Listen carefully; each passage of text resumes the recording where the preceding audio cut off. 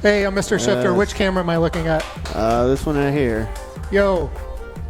I'm Mr. Shifter from Columbus, Ohio. I've lived in Columbus, Ohio. Return guest. Life. Yes. You're a veteran to this shit by now. I am.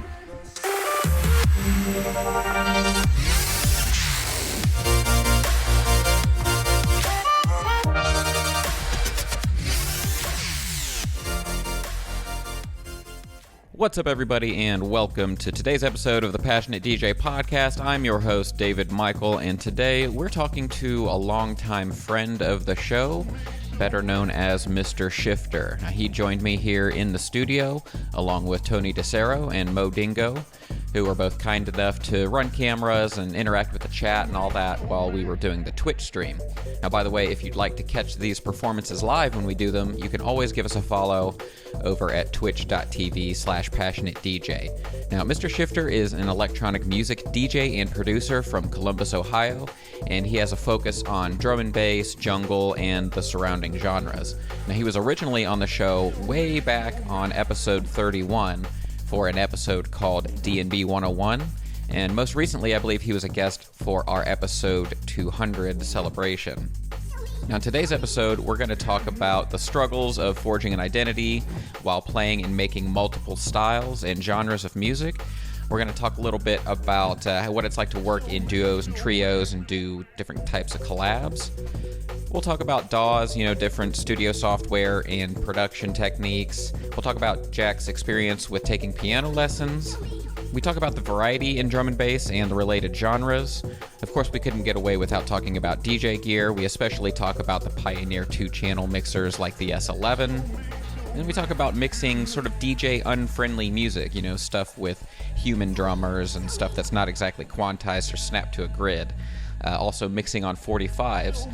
And then, of course, we talk about Jack's obsessive collecting and organization habits, which is just the stuff that us passionate DJs live for. So I hope you'll enjoy today's episode of the Passionate DJ Podcast. And the music you'll be hearing in the background and at various points during today's show come from the set that Jack performed for us live. If you want to listen to the full drum and bass set, you'll have to make sure that you follow our YouTube channel. That's youtube.com/passionatedj, because we'll be posting that a little bit later in the summer. However, we have already posted a teaser, which is a 27-minute chilled halftime segment that I'm literally just obsessed with. I've been listening to it on repeat ever since we recorded it. So go and check that out when you're done with this episode. But for now, here's the one, the only, Mr. Shifter on the Passionate DJ Podcast.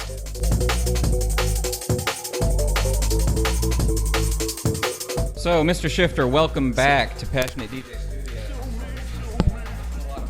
David, your mic's off. Yeah. Hey, sorry about that. I switched it right off. There he is. What is this, amateur hour? Come on. Yeah. Welcome back to Passionate DJ Studios. We're doing it live. And so, yeah, that was a lot of fun. I really like the, I don't know, what do you want to call it, the subdued nature of that kind of drum and bass where it's like the Journey style. You know what I mean? Yeah, I just totally winged that. Not brushing myself off, but I just kind of didn't have any idea what I put a playlist together, but I didn't really have any idea of what order they would go. They just kind of all had that moody vibe. I don't get to play that stuff as much as I want to. It works really well to kind of warm up the night. Seems like I'm playing a lot of peak hour sets at midnight and 1. Yeah. I mean, it works at that time, but sometimes at midnight I feel the need to play some bangers and stuff. So, but I really, really love moody kind of rollers like that. So far on the stream, did we hear any Mr. Shifter originals or? No. I didn't know if you snuck anything in there on us. Most of the stuff I've been producing lately has been a lot of jungle and a lot of really raw kind of stuff, and it wouldn't have worked with this. Gotcha. But I'm trying to produce, I'm all over the place. When I DJ, I'm all over the place. When I produce, I'm all over the place. So I've kind of produced quite a bit different stuff over the last 5 years. But the stuff I've been making lately has been more on the jungle side. Have you been kind of I don't want to say entirely focused on drum and bass jungle type of music, or because I know you explore a lot of styles. Yeah. Like you've got there's a hip hop side of your DJing. Yes. There's the Jackie Boy house stuff. Yes. And then there's the drum and bass halftime, liquid, all Yeah. that kind of stuff. Where's your head been at? I guess. Well, my head is always all over the place, but I'm trying to kind of like forge some kind of like identity. It's just really hard when I like everything. Like I like to DJ everything, I like to produce everything, so it's hard. Like I've said it in interviews on Passionate DJ before. Like sometimes I worry about like being a jack of all trades and a master of none. You have to make that decision. Like, is this worth creating a new moniker for, or a new brand around, Yeah. or is this just part of Mr. Shifter or Jack? Jack. Well, I'd like to have some kind of connective tissue with the stuff that I produce, like some kind of like audio fingerprint to like people who can be like, I hear Jack in that, no matter what it Yeah. is. Like if it's a jungle track or like a vocal liquid track, like I'm hoping to eventually have some kind of, fingerprint is the only word I can think of to describe it. Do you produce? You ever take any time to produce like 4 to the floor? Yeah, it's been a long time. It's been a couple years, and I don't have that much time to work on music because I have 3 kids, and yeah, I run a business, so like I barely have enough time to do any drum and bass as it is. I've done some like I have some like work in progress stuff of some like really cool ideas that I just haven't been able to like flesh out into entire tunes. I've done a few things though, nothing that's been released. I had one like kind of UK garage track that I did that cool. was like I had a few labels that were interested in it, and I never quite found a home for it. But I'm gonna need that, Jack, once you drop it. yeah, I'll send it to you. I think I have it's called Out the Box. I think it's on my SoundCloud. But that was like one of the only things lately that I've like finished. I just got stuck on a few things. I guess what I'm curious about is like when you're, like if you're producing like say a house track. Yeah. Like, do you carry that same philosophy over that you do with DJing? Like, is there a signature that you would hear in one of your house tracks that you would recognize it even if I knew you from your drum and bass tracks? Yeah. Does that make sense? Yeah, like most of the 4 to the floor stuff that I've worked on like incorporates break beats, but not like breakbeat, not like Florida breaks or anything like that. Like the garage track that I did had some like breaks that I would use for drum and bass, like high passed and kind of like shuffling in the background and stuff. So I haven't really done any like just straight up deep house or techno tracks. Like most of the stuff that I do that's in like the 120 to 130 range has like some kind of influence from like the hip hop and the drum and bass stuff that I'm into, and it's usually the drums. Like it's usually like really interesting percussion, like break beats or African percussion, like something. The percussion is like something that always like kind of. But what is it that you go for? Is it complex percussion? Is it a certain kind of groove? Is it you know what I mean? More like groove oriented. I try to like not get too like I have a habit of making things like a little too complex sometimes. I feel like sometimes I need to like strip things back a little bit more. I try like too much. Like I try to like throw too much into a track, and I feel like I need to have more of an editing mind and kind of like strip things back a little bit. But like yeah, a less is more kind of. Yeah. Like just have like 3 or 4 really strong elements rather than just like adding more things, to kind of fill the space. If you have like 3 or 4 really strong elements, like a bass line that's just really funky and memorable, kind of earworm kind of thing, like you don't need a whole lot of other effects. And plus it's easier on CPU cycles. So. Oh, I mean, you should see some of the projects. I've got like 70 tracks. I'm just like, what am I doing?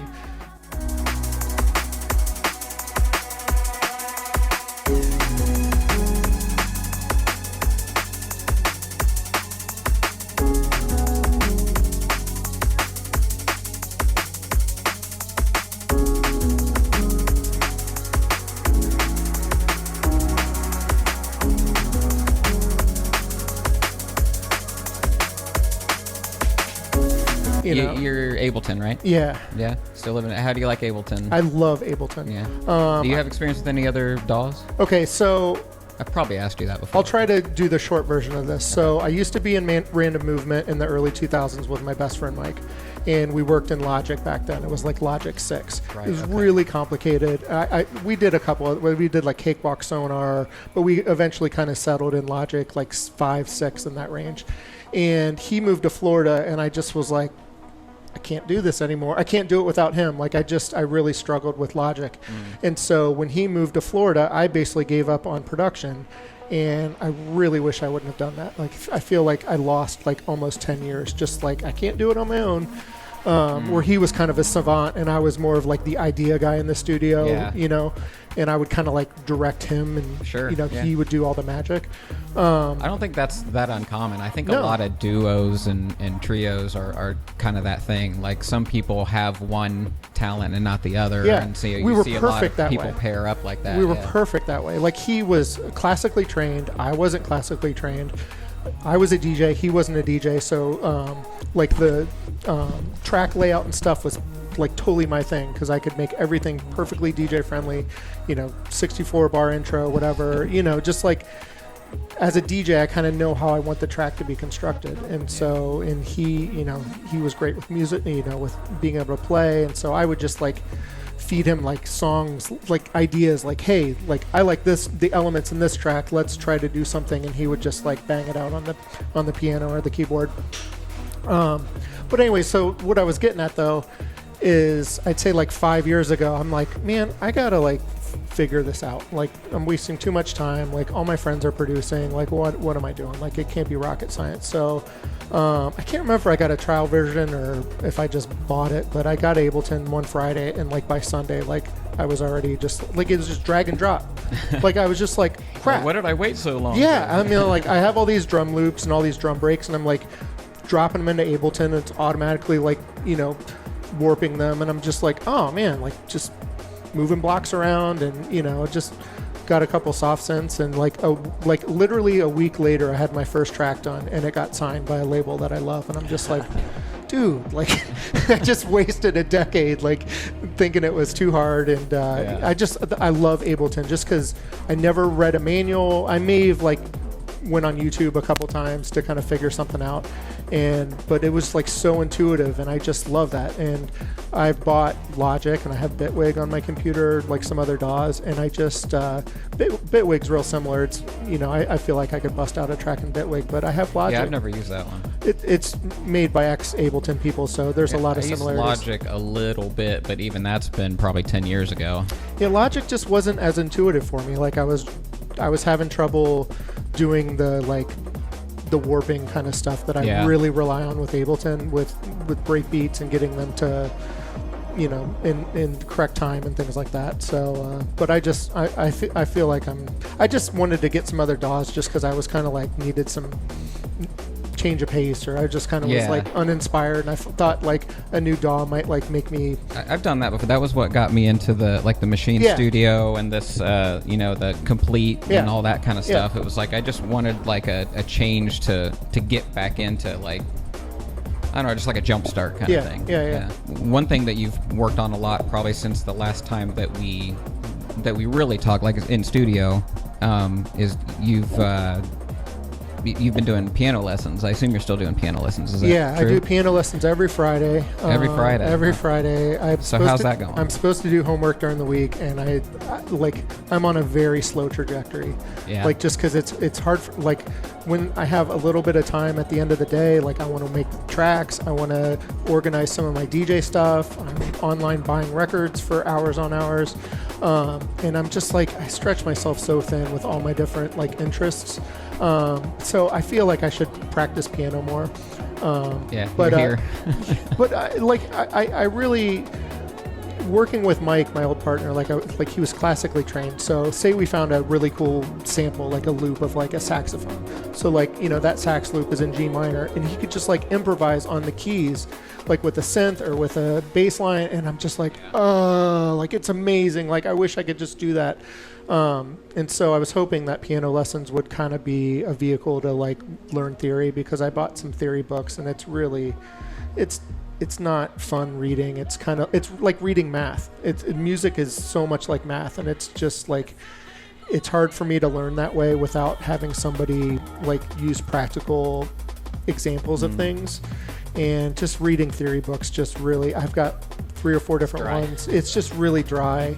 And so, with piano lessons, I wish I was doing like more jazz stuff. It's more like your traditional piano lessons is a lot of classical. But I'm learning things and I'm learning technique, and I would really like to be able to play. I did, when I was younger, I did Suzuki method, which is like, it was originally for violin, and then it branched into other instruments, but it's a Japanese discipline, and it's like a classical training style. But yeah, it taught me some things really well, but I think if I had focused on more of a jazzy discipline, I might have used it more, just because I think it would cater to my strengths. Totally. I mean, I'm way, way more interested in jazz keys and being able to improvise rather than performing and reading sheet music and being able to have a piece and be able to play it. I mean, the technique stuff that I'm learning is valuable no matter what. Just, fingering, chord, all that stuff is really going to help me but I feel like once I get to a certain point, and I don't know when that is, I'm probably going to pivot towards learning jazz, because that's really what I want to do is more improvisational to kind of help me with my productions. Yeah, I was going to say that would be probably the vehicle for doing that, for improving productions, because then you could sit in front of the keyboard and just come up with ideas, which is kind of probably the point. Yeah, and I still feel like I can't quite do that yet, but I'm having fun. Like I love my piano teacher. He's a great guy, and it's just fun. It's one day a week. It's not overwhelming, and I get out of the house every Friday morning, and we have fun, and so it's not that I don't want to do it or I'm not getting enjoyment out of it, because I love it. It's great, and my kids think it's fun when I play, but I'm not. Even after 4 years, like I'm not great. So, but it's a lot of fun, and if it takes me 10 years, it takes me 10 years. Like, it was like I was talking about with my production stuff. Like, you got to start at some point, and the longer you wait. Yeah, say 5 years from now, I really am kind of getting the hang of it. Like, I'll probably be having a lot of fun with it. Okay, we'll get right back to our interview with Mr. Shifter here in just a moment. I hope you're enjoying these tunes that he shared with us when he was here playing on our Twitch channel. Just wanted to break in here quickly and tell you about a couple of things that we have published recently on our YouTube channel. We've been doing a lot of music-related stuff, posting people's music mixes and performances, and so some things that you might want to look into. If you remember last podcast episode's guest, Xander, he came here and did a mix at the same time, and it was kind of a dark, deep, progressive house mix. Definitely recommend you check that out, especially because it was pretty much all originals and remixes. Mike Donovan also came a while back and played a great, deep, soulful house mix, and I held on to that mix for a long time, had some editing issues and stuff, and I recently posted that. Definitely recommend you give that a listen. And then continuing the theme of house music, our very own Mo Dingo recently did a live stream for us, and we posted the recording of that. It's called Mo Knows House. And of course, we did the thing that we normally do and kind of interacted with the chat and brought the music down every few minutes and talked, and it was really a good time. And of course, Mo played some great house music. So I definitely recommend that you go to our YouTube channel and check those out, as well as an upcoming new Mo Dingo series, which is going to be called 3 Things. And these are going to be very short, digestible videos where we talk about 3 different things in the DJ space. So definitely go check those out. Also, just a reminder that you can join our community group on Facebook. The easiest way to get to that is passionatedj.com/community. It's a great place to go and ask questions, share pictures of your DJ setup, help inspire other DJs. The only thing that we ask is that you don't go there and post a bunch of spam, don't go and link your mixes and stuff. We have one post per week called Fire Away Fridays, where we have it reserved for just those things. So please just keep it to that thread and enjoy the other fans of Passionate DJ and what they have to say. Now, we've been asked a few times how people can support Passionate DJ. We've recently talked about some support models, maybe going back to Patreon and doing that sort of stuff, premium content, and different ways that we can do that. If that's stuff that you're interested in us bringing back, please let us know. one thing that really helps is, and I know that you hear it all the time, but just liking and sharing our content. It really does make a difference. The YouTube algorithm in particular right now seems to be favoring likes. So what doesn't seem like a big deal to you and it only takes a second is an indicator to YouTube saying that maybe other DJs like you will want to see this video. So that's just something to keep in mind. If you do want to just straight up send us tips, you can do that anytime, whether or not we're actively playing on Twitch. You can just go to paypal.me/passionatedj. And then, of course, we have our merch store, passionatedj.com/merch. All right, let's get back to Mr. Shifter.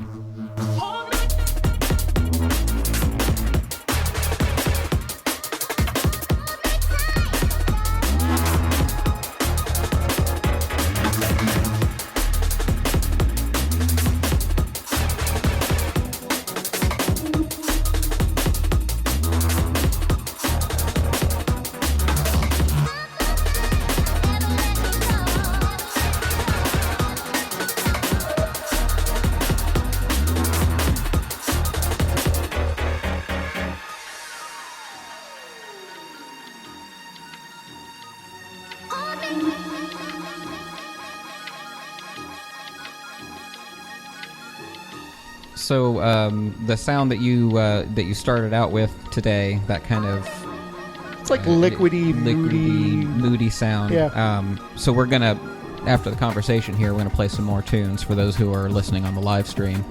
Are you going to continue that kind of sound, or do you don't have to give everything away, or do you have something else planned? Where's your head at? I got some other stuff. I might like pivot 180 and play some like called autonomic, like halftime, like kind of real synthy, spacey. I like that. And some of it's kind of more hip hop oriented. Like I might do kind of both. I've got two different. Like the halftime drum and bass is in halftime. It's it's essentially kind of like hip hop because it's in like that 85 BPM range, and some of it can vary like vibe wise, like drum and bass is just all over the place. Like there's drum and bass that's aggressive and hard and gnarly, and there's beautiful and melodic. It's a weird genre how it just can be like all over the place. Well, that's why we like having you here, man, because you help us really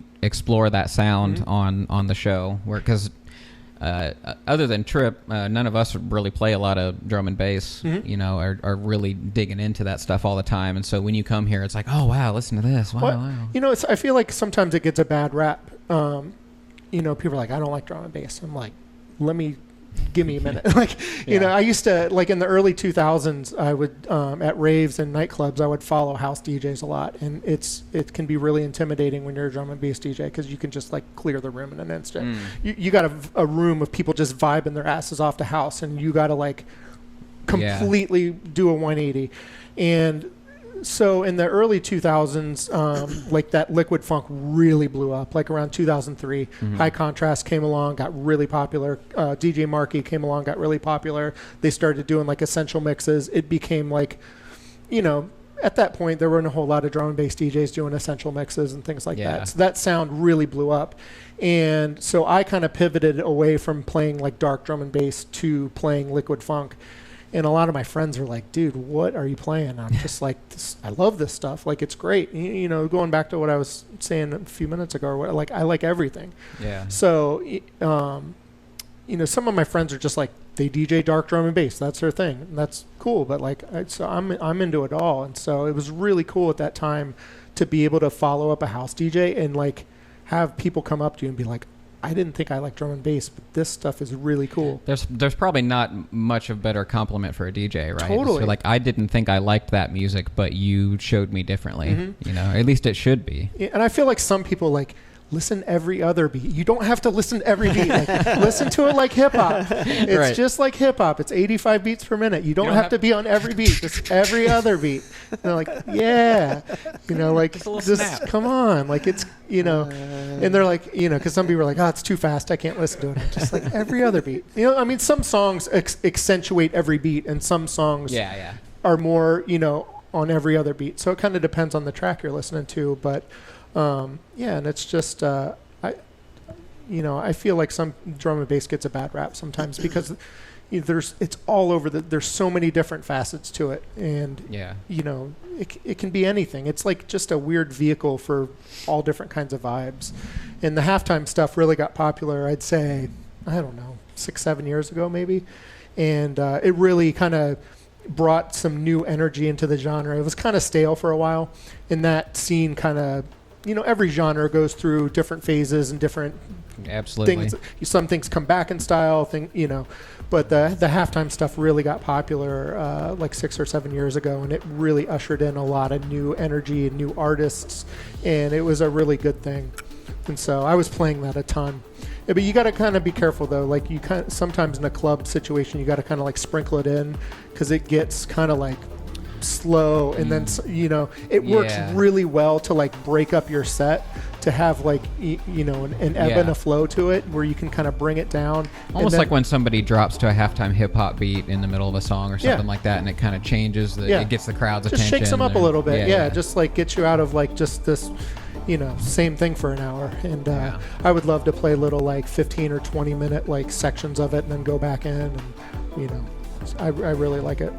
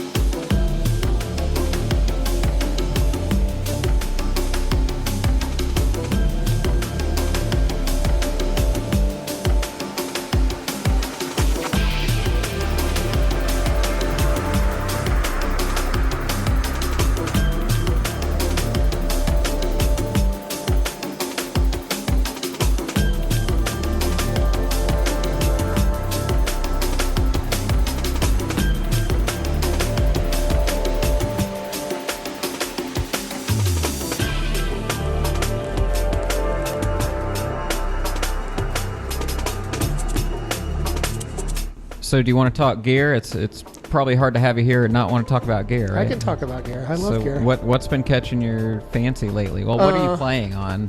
So S11, right? I have an S11 now. I had an S9 for a couple years. I've gone through so many different setups in the last 5 years. It's kind of silly. I went through like 3 different DJ controllers that I have my turntables set up to. Okay. So I had a DDJ SX, then I had an XDJ RX, then I had an XDJ RX2. Okay, so you went standalone. And I had a S9 in there somewhere in that timeline, and then so I sold my XDJ RX2, which I liked a lot, and then I went back to the S. I bought another S9, and then I upgraded to the S11 just because it seemed really cool, and some of the features for a DJ like me. Really appealed to me because I do a lot of like 45 funk and hip hop mixing. We'll have to talk about that. Yeah, and some of the new features on the S11, like where it automatically kicks in the reverb or the echo when you pull a channel down or kick the fader over. So cool. It just makes your mixes so much smoother and eliminates you having to, manually do things. Did you see on the S7, which is the mixer that Tony just bought? Yeah, I'm familiar with it. They have the new feature on that was loop MIDI. Mm-hmm. Are you familiar? Somewhat, yeah. It just sends a looping MIDI signal to the software, to the rhythm. Mm-hmm. The example that I put in my video is one of the stock mappings where it'll raise the key of the track to a specific I saw that. I saw that online. Okay, so I saw you referenced that. But you could get creative and use that in whatever way, but I've always kind of like been I've never really used any of the MIDI functions on any of my gear when it's had it. And Same and I'm a other- producer. Like, I use Ableton, I use different DAWs, and like I'm kind of a nerd with that kind of stuff. But for whatever reason, I've just never kind of ventured down that path. The only time I have, and this goes to what we were talking about off camera before we started, is sometimes if I have a MIDI mappable mixer, and I'm using software, I'll map the software's filters to the hardware filters. Oh, cool. If I like them better. Yeah. So like on this Pioneer 850 that doesn't really have adjustable resonance, it's real harsh and squelchy. Yeah. I might just like map it to Tractor or whatever instead and use that filter, because then I can dial that in. Yeah, that was really one of the main selling points for me going. I mean, the S9's an awesome mixer. I mean, I would still be happy with it. But when I saw the promo stuff for the S11, like really being able to tweak the effects, like on the echoes and the delays, you can have a high pass filter on them. So, you know, when you're engaging the delay, you don't have that like kick drum, the boom, boom, boom, boom, boom. Like if you're going to fade out of a track, it just has that gentle, you know, kind of echo out and not the bass line with it or the kick shoes drum. in the dryer thing. Yeah, and just things like that like really appealed to me. And I'm just, it's almost like a perfect mixer for me. I'm totally, I can't see myself getting rid of it. Shout out Good Vibes in the chat. He says he's loving his S11. Oh, he got one? Congrats, dude. He's a friend of the show and us all here in the room, and he's gotten back into DJing a little bit, I think, after a hiatus. So it's been cool to see him enjoying that. Yeah, totally. I mean, what a great mixer to get back into it with, like so many fun possibilities, and like it's just like a toy, you know. It's like it's totally like a toy. It's awesome. Ike B was sitting here singing about it too. He had the S9, and it's basically similar, but it doesn't have like all the fancy like screens and stuff. Yeah. But yeah, people just love those like paddle mixers, with the paddle effects. I and love stuff. the so watching videos of DJ Newmark like really kind of sold me on the S9. Just watching him with the paddles and like just kicking on the reverb just to kind of go in between, like with funk stuff, because it's a lot trickier to mix like funk and hip hop, and just that little touch of reverb when you're going between tracks just makes the transitions smoother and just.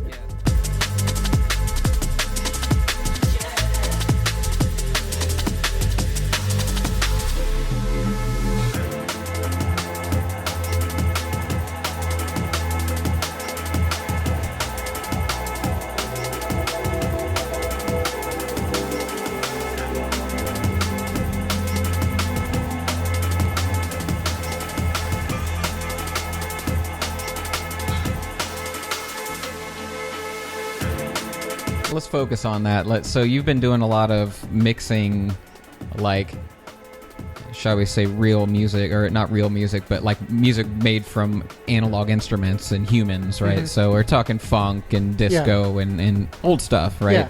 Yeah. And not only that, but mixing a lot of 45s. Yeah, I got really. That sounds like a pain in the ass. It's watching DJ Newmark, and I'm surprised I didn't get to collecting them. So I started buying like hip hop singles about 10 years ago. Like I have like pretty much all the LPs get expensive, and they're not as easy to DJ with 33 RPM. With like 3 or 4 or 5 tracks aside. Yeah. So I started buying up all my favorite 12-inch hip hop singles to just mess around and DJ with hip hop, and then 45 DJing really, has gotten. It's like a whole scene. It's in the past decade or so, like DJ like Jazzy Jeff, Scratch Bastid. Scratch DJs are doing it on those portable, like the Newmark portable table and all those. Well, and even the vinyl is just like 45 reissues has become a huge thing in the last 10 years. Like all kinds of stuff is getting pressed to 45, and it's just kind of like a. I'm kind of still new to it, but it's, there's a really deep scene with it.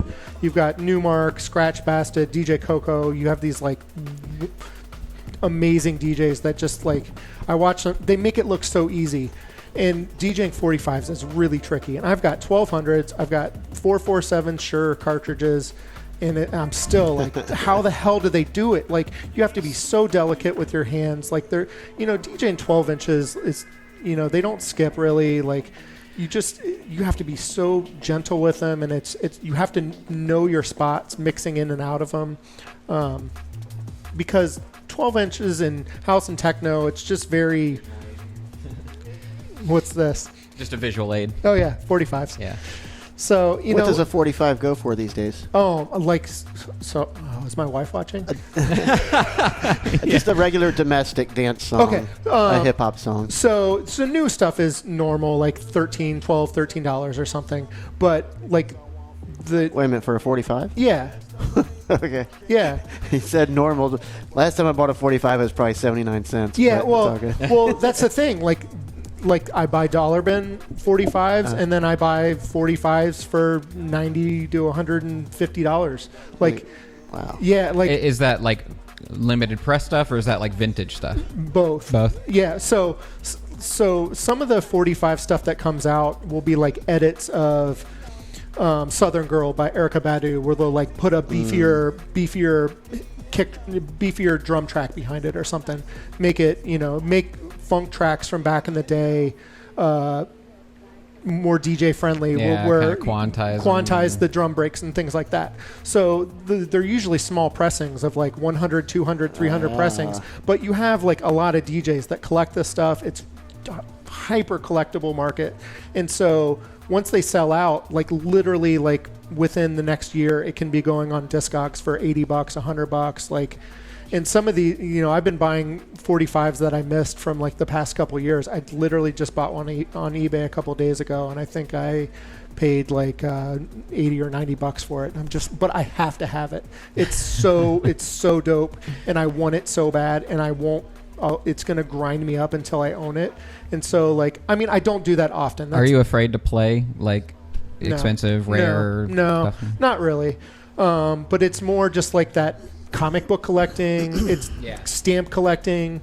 It's My just video game collecting. It's like a hyper Yeah. collectible kind of scene.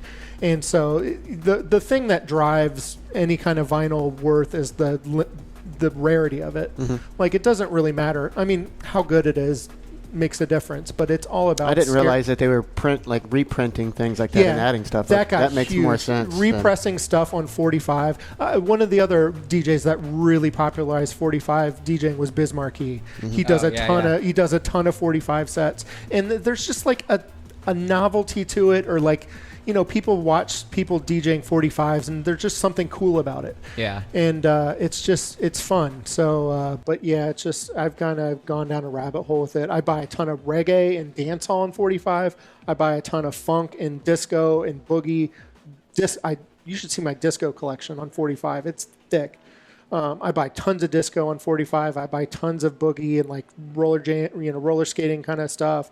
So are you pretty much just riding the pitch when you're trying to mix those, or are you hands on the record? How are you trying to keep those live drummers and stuff lined up? Okay, so first of all, I have all of my 45s in order by beats per minute. So now we're getting into the Mr. Shifter stuff. We're getting into organization and OCD. Oh, total. I'm hardcore. So I go to Staples and I buy these Avery labels that I put like on all my jackets. And I organize them by beats per minute. And so some of them are kind of like ballpark beats per minute because you're dealing with like live drummers and things like that. But I need to know they're in the same ballpark. Yeah, they're remotely compatible. Yeah, because, like you can have funk tracks that are 85 beats per minute and 115 beats per minute. And like, I don't want to be like digging through alphabetically. I need to know, like, that's how I work. So like, you already have a huge record collection. What's your 45 collection like at this point? Is it growing crazy, or it's getting pretty crazy? Yeah, I'd say I'm probably getting close to like 1,000. I mean, but some people that's like nothing.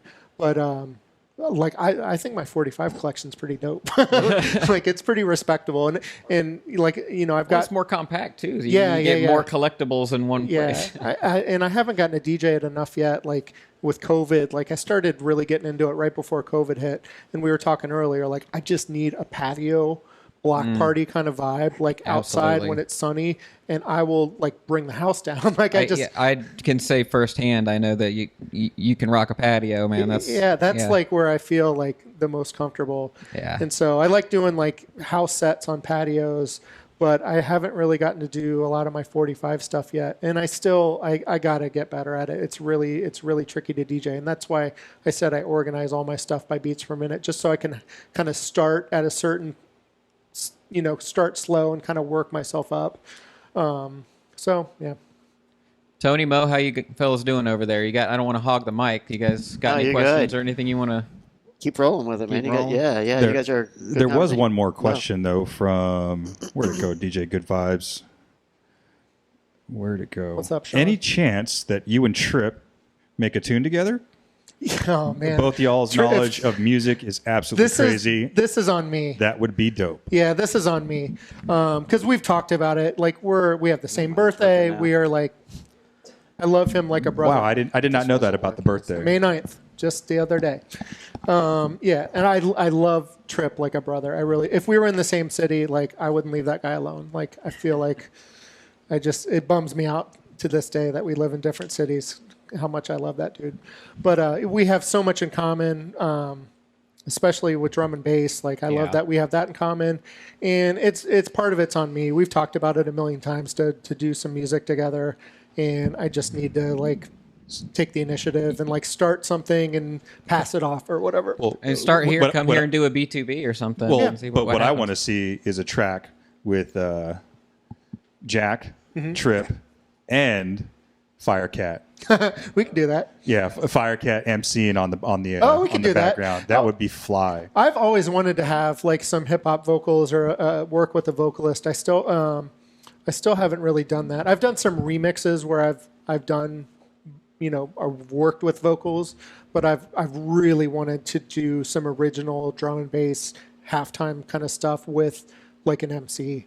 Yeah. I just haven't really. Will's dope, like. Yeah. But I haven't really found someone, or just if there was like a friend in Columbus that was like an MC, and I just be like, come over to my house, like come over this Saturday, and we'll just see what happens, kind of thing. And it just kind of hasn't materialized, but I really want to get into that. So maybe I'll hit up Will and we could work something out, because I do need to do that with Trip. It's like a year or two overdue. Yeah. Well, the other thing too is like COVID. Like Trip and I talked about like hanging out in the studio. Me coming to Dayton, or him coming to my place, and then just COVID kind of derailed so many things like that. Yeah. And now I feel like we could do things over the internet and pass things off, but I've really wanted to do things in person. Like I just want to see what kind of sparks happen. Yeah. When we're just improvising. I mean, we had to make all kinds of changes here through all that. That was like, especially since we were going this kind of like direction where we wanted to have like guest DJs and do the music and the camera shots and crawling all over everything, and then all of a sudden it was like, don't be in the same room with other people. And we're like, shit, like now what? So we figured it out for the month. That was kind of what started spreading us out in the room and started taking all our precautions and everything. But yeah, it's just it's crazy how much that it changed everything for sure that we do. I've got a lot of collaboration things I need to make good on. I've got some friends that I need to do some tracks with, so I'm trying to do the best I can. It's hard.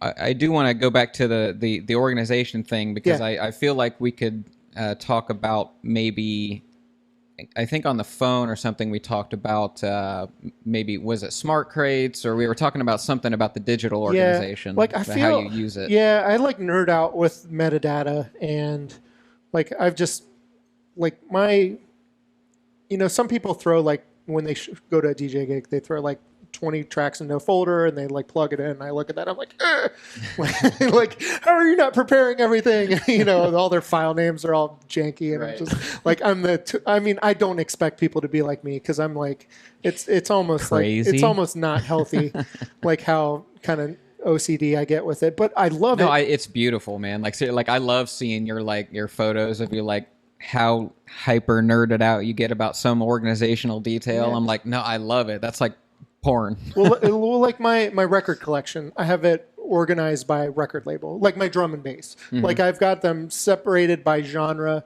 and then like the only way that makes sense to me, where if somebody's like, find me that record, I know exactly, boom.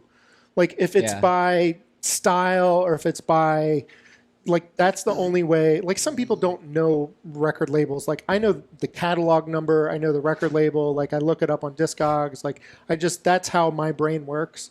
And so, like, in my digital collection is very organized a certain way. Like, I have this folder hierarchy that I use, so I know where to find anything when I want to find it. So I've got genre folders, I've got drum and bass, I've got house, I've got techno. House and techno are kind of like in a combined thing because there's a lot of gray area. Yeah. There's tech house, techno, tech, So the techno and house kind of go together. But so inside of those folders, I've got record labels, and it's almost like how I organize my records. And so I've got folders for each record label. And then inside those folders, I use the same text format, then I've got folders in each of those for each release. And it's by catalog number. And it's just everything's basically like chronological. So when you're searching for a digital track, Yeah. are you searching by typing on a QWERTY keyboard? Are you flipping through album art? See, I don't really. Back in the day before Rekordbox and Serato, I was more mindful of like how I organized my files because I didn't really have like the Explorer. Now I don't really need to reference the actual files as much because I have it all in Rekordbox. But in Rekordbox, like the metadata is all uniform. Every single of the thousands of files, everything is formatted the same. So in the album, it's record label, catalog number, and then if there's like catalog number in parentheses, and then if there's like an album name or an EP name, it goes after that. But it just like I can sort by album, like if I'm in a particular crate or if I'm going, if I'm using a search function or whatever in what's the word I'm looking for? Like if I'm eliminating things. And filter? Yeah, thank you, Jesus. I'm like, what the hell? So if I'm filtering and I'm looking at, 20 files or 300 files, I typically will sort by album and then just everything's exactly how I want. So it's typically Nice. by record label. Again, this is like how I like it.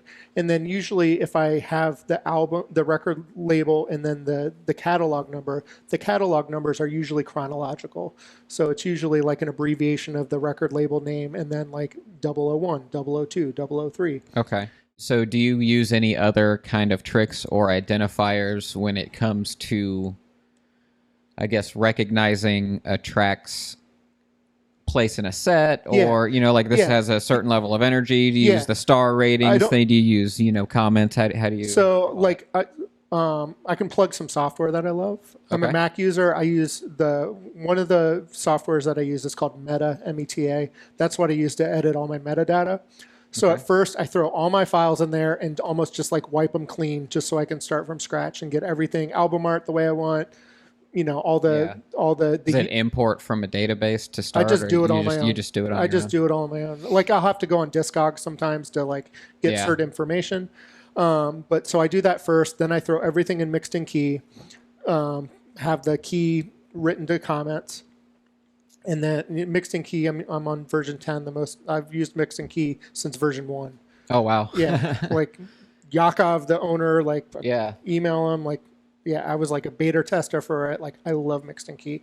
So I run everything through there, and then I throw everything into Rekordbox, and then that's where I kind of do my like nerd out kind of the my tag stuff. Like, I feel like some people don't get hip to it, and some people don't have time for that. But man, like if you can take the time, even if it's just for like your not all your music, but just like your main stuff. Like, so I'll take it, like I've gone in the my tag feature or panel on the, and so tons of descriptors like vocals, for drum and bass. Is it a roller? Is it a stepper? Is it like different characteristics? Is it halftime, male vocal, female vocal, peak hour, warm up? Is it an anthem? Just pick a set of words or phrases that like would mean something to you, and any try kind to of stick to those. Yeah, like not getting too specific. I mean, sometimes but all these different descriptors, and then I pick a track, and then I check every box that applies to it. So like I can get super nerdy with smart playlists. I can go, okay, I want all my favorite tracks from 2008 to 2012 with male vocals. That's for a warm-up set. That is pretty sweet. Like, it's badass. It is pretty sweet. Like, it's so cool. Like the work that you have to put in, especially if you think of it from like starting on your collection that you already have, is like, oh my god. Yeah, but see, when like, you think about being able to do that, it's like, if you keep up with it, like, you know, and like I said, it can be too daunting if you're just like, I have 900 files. Jack, you would have a heart attack if you looked at my tractor collection or record box collection or that record shelf closely enough. Like I said, I know I'm an outlier. I know I don't expect many people to do this, but it's just so cool to be able to do that. Like, I mean, just all different kinds of filtering, and you can do it on the 2000s and the XD Like, you can do the my tag filtering. So I can say, I don't want any vocals right now. Like, I want all my favorite tracks from this crate, but no vocals, and it'll just filter those out. Like, stuff like that's pretty cool.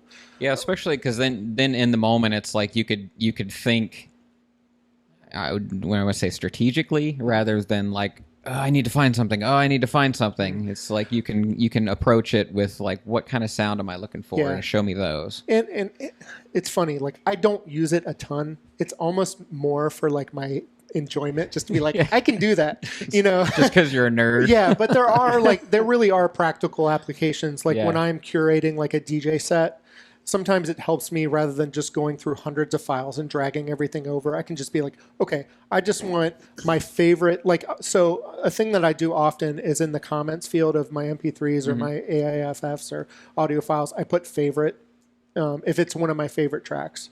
Okay. So it's a really convenient way for me to filter. Like, if I delete all my playlists and everything and I re-import those files into a Serato or record box, I know for all my favorite tracks in that comments field, it's going to say favorite. Because you make playlists and stuff, and if you lose the playlist, like, it's gone. So you could use that like in a panic moment or anything. It's just, oh, these tracks, boom, Like, they're here. that's one of my, like, probably my number one thing that I like to do. Like, if I had one thing that's like my thing that I have to do, is like on tracks that I have so many tracks that like I might not ever DJ, or, you know, are just okay.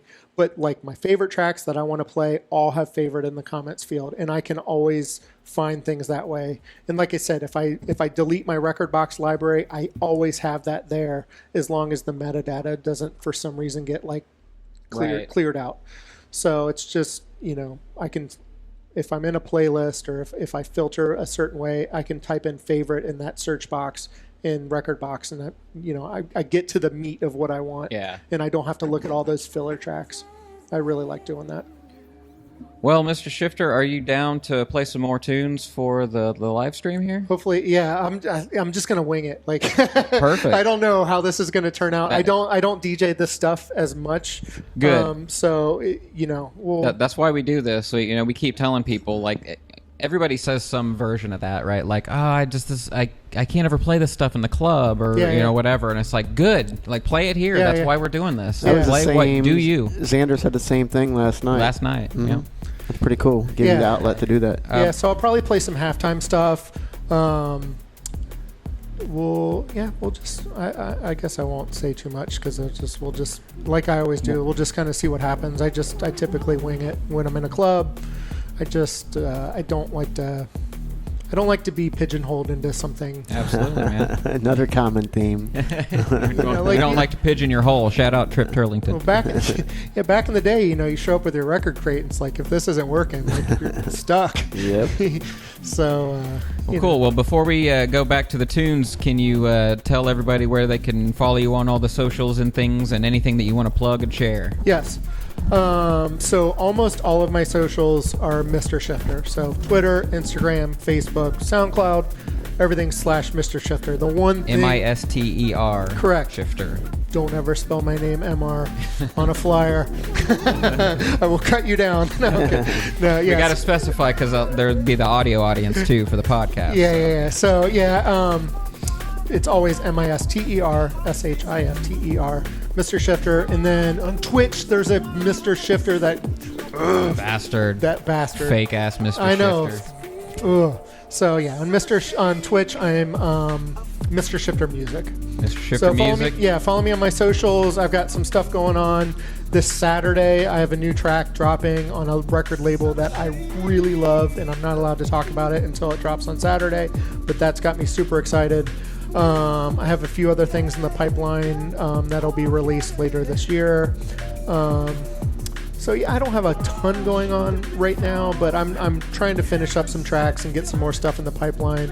I'm just not some people just bust out tracks like it's nothing. Like I've never been that. I'm slow. Like every now and then I get lucky and I finish a track in a couple days, but I'm on a slow pace. So I've got a few things in the pipeline that I'm excited about, but some of it I'm not allowed to talk about yet. I released a few things last year. It's all on my SoundCloud, so if you want to kind of see the stuff I've released, DJ mixes, tracks, I've got a ton of stuff on SoundCloud. I've got hip hop mixes on SoundCloud. Just thanks for everyone who tuned in. Absolutely. If you give me a follow, I always appreciate that. I try to stay pretty active on social stuff. I'll try to get more into doing more Twitch streams. Sometimes it's just hard. Like, Welcome here anytime, man. yeah, I'll come back. I promise. It's as easy as us flipping a switch and turning on the lights. So I will be back have at soon. it. Sweet. Looking All right, forward to let's it. do it. Thank you so much for coming here and doing this, man. Like I said, play as long as you want. Folks, enjoy it here in the chat and the Twitch channel, and keep on spinning.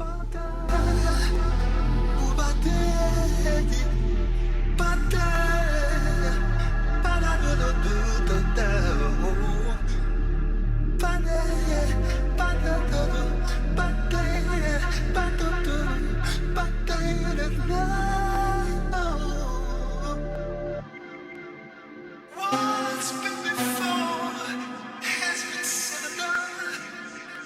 Love is all around, reaching for the sun.